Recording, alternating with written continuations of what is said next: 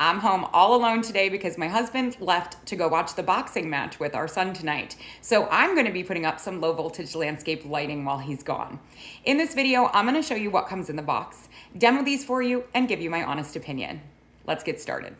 In the box, you're going to have 6 lights, 6 stakes, the instruction manual, and 12 wire connectors. This is going to connect to the actual landscape lighting wire, which is sold separately.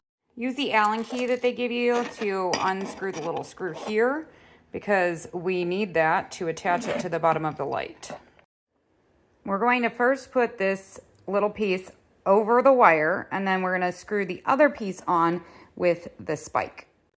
Then you're going to unscrew the bottom part, and we're going to put one of these wires. I'm going to use the red one or the orangish brown one for the side that has the writing. You're going to slide this piece over here and then push it through to the inside and screw it down.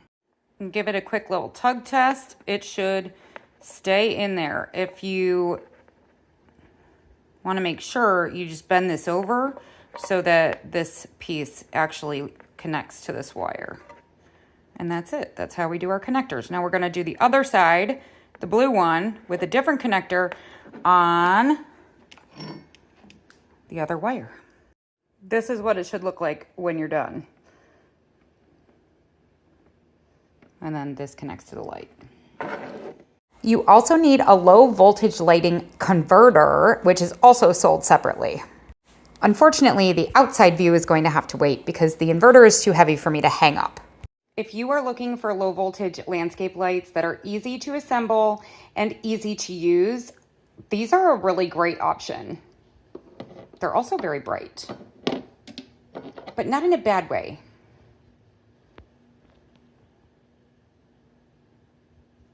It's like a warm white.